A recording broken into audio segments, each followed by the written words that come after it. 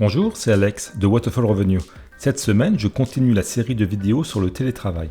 Si tu as manqué les épisodes précédents, je t'invite à cliquer sur le lien qui s'affiche à l'écran.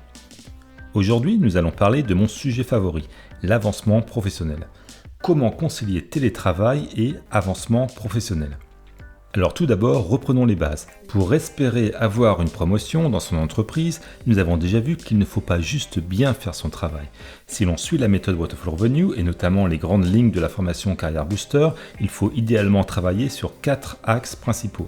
Premièrement, le mindset, deuxièmement, le focus valeur, troisièmement, l'influence et quatrièmement, la gestion de carrière stratégique. Alors, le mindset, c'est-à-dire l'état d'esprit, regroupe un large panel de compétences soft qu'il est tout à fait possible de développer en télétravail. L'avantage du télétravail sera que vous devriez être moins pollué par les ambiances parfois négatives qu'il y a sur le lieu de travail et être moins exposé à des collègues qui sont potentiellement de mauvaises influences, qui ont un impact négatif sur votre motivation et votre mindset. Le désavantage du télétravail, c'est que vous allez avoir moins d'interaction avec votre hiérarchie, qui aura plus de difficultés à vous connaître et savoir si vous avez le bon mindset pour occuper des postes plus importants.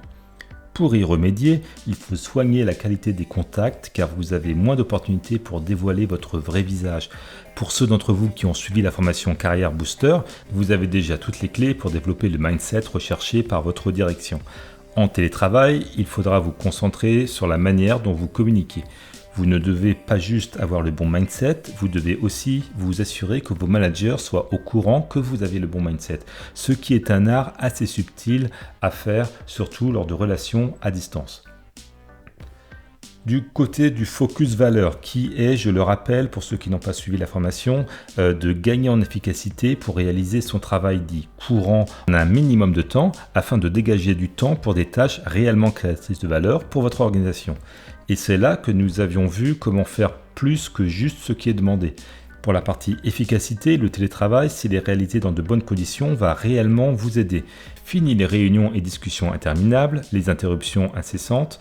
Grâce au télétravail, vous avez l'opportunité d'organiser des créneaux de travail ininterrompus au cours desquels vous allez être ultra efficace. Et le temps gagné, vous pouvez le réinvestir dans la création de valeur et le développement de votre influence dans l'organisation. Donc le point suivant, c'est l'influence qui est le troisième pilier pour avoir une promotion interne en entreprise. Et c'est là qu'avec le télétravail, ça se complique. Si vous êtes au télétravail un jour par semaine, cela ne va pas avoir beaucoup d'incidence sur le développement de votre influence. Et même au contraire, puisque comme vous aurez l'occasion, par exemple le vendredi, de travailler de chez vous, vous pourrez être très efficace, prendre de l'avance sur les dossiers et vous libérer du temps que vous allez retrouver le reste de la semaine et que vous allez utiliser pour développer votre influence dans l'organisation. Par contre ensuite, si le travail est à 80% ou 100% et que vos supérieurs sont eux aussi en télétravail, à vous de trouver les bonnes manières d'appliquer les techniques de la formation Career Booster dans le contexte du télétravail. Pour faire simple, il faudra privilégier les appels audio et vidéo, entretenir des contacts réguliers et de qualité avec vos supérieurs et lors des réunions physiques ou des séminaires annuels, prévoir d'arriver très tôt et de repartir très tard afin d'échanger avec un maximum de personnes, notamment vos responsables hiérarchiques. Et proposer également de présenter quelque chose lors de ces événements ou tout simplement de participer à l'organisation de l'événement. En revanche, là où ça se complique, c'est si vous êtes en télétravail complet et que vos supérieurs hiérarchiques ne le sont pas, cela risque d'être un peu plus compliqué pour développer son influence à distance. Ce n'est pas impossible, mais c'est juste plus compliqué.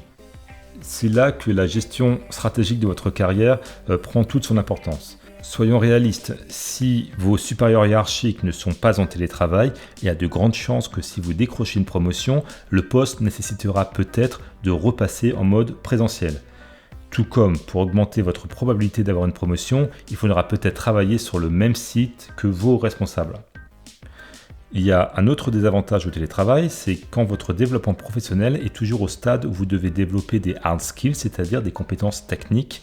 Dans ce cas, être isolé chez soi avec des contacts restreints avec des collègues peut conduire à une progression lente de votre apprentissage et retarder le moment où vous aurez le niveau pour pouvoir prétendre à un poste plus élevé. Sans même parler du développement des soft skills qui est facilité dans des environnements avec beaucoup d'interactions physiques et du feedback honnête et direct des supérieurs hiérarchiques. Je conseillerais aux jeunes diplômés d'éviter de se tourner trop tôt vers le télétravail. Pour les salariés ambitieux qui souhaitent progresser rapidement et avoir des promotions, n'allez vers le télétravail complet que si c'est une pratique généralisée et bien ancrée dans la culture de l'entreprise. En revanche, n'hésitez pas à télétravailler un jour de la semaine pour gagner en productivité. Il faut également être lucide que dans de nombreuses organisations, passer au télétravail peut signifier mettre sa carrière professionnelle en pause. C'est donc un choix de vie stratégique à prendre. Je rappelle que la méthode Waterfall Revenue donne des éléments de réponse pour déterminer à quel moment de sa carrière il est judicieux de prendre tel ou tel choix de vie. Pour en savoir plus, abonne-toi à la chaîne YouTube et active les notifications pour que ton téléphone te rappelle qu'une nouvelle vidéo Waterfall Revenue est mise en ligne. Et si tu ne connais pas Waterfall Revenue, sache que c'est aussi un site internet qui s'étoffe chaque semaine avec de nouveaux contenus créés pour les salariés qui souhaitent réussir leur vie professionnelle et financière. Mais également, il y a une partie des contenus les plus percutants, les plus incisifs, voire dérangeants parfois, qui sont publiés uniquement en privé aux membres du cercle Waterfall Revenue. Pour les recevoir, il suffit de t'inscrire en cliquant sur le premier lien dans la description de cette vidéo et tu recevras environ une fois par semaine un nouveau contenu exclusif. C'est privé, c'est caché, mais cela reste bien entendu 100% gratuit. Allez, ciao, à demain pour la suite.